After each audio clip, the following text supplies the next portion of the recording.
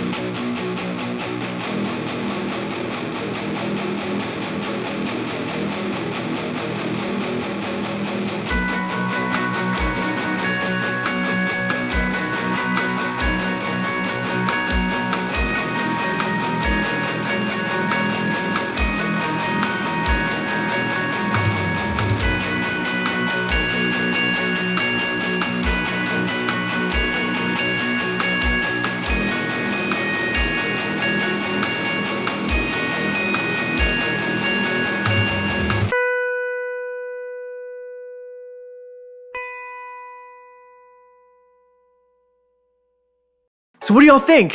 What's really accounting for all the difference? I promise I made sure each pickup was the same height from the strings, and I'm pretty confident this is a fair test. Either way, a 7-string Strat is pretty cool, right? It's actually an Agile, but I modded it quite a bit. It came with this nice natural finish body, comparable to an American Strat. But since I've grown accustomed to the thinner bodies of the Squier series, I had the crazy idea of taking a Squier body, throwing a 7-string bridge on it, routing out a wider neck pocket, and adding some crudely drilled through-body string ferrules. Came out pretty great, right? Should have also noticed the weird tuning in the demo. It's a regular 6-string on top with a bass E on the bottom, like a drop E 8-string minus the B1. When I was first thinking about buying an extended range guitar, I came up with this idea, kind of like a poor man's 8-string. I mean, I want that supreme, genty low E sound, but the open EBE power chord is basically useless, almost undermining the advantage of a drop tuning an open power chord altogether. So I finally got around to trying this tuning out a while ago, and made an experimental instrumental with it in a drop D version. You can find an even better remixed mastered version over on Spotify, iTunes, and Amazon now too, along with all my other experimental instrumentals from last year in a Volume 1 album. I'm doubt I'm the only one to do this octave interval kind of tuning, so if you guys know of any other bands that have dabbled in it, let me know in the comments. Curiously enough, the band Issues actually just released a song in this kind of tuning, except a whole step down. Go ahead and let me know of any other kind of versus videos I can try too.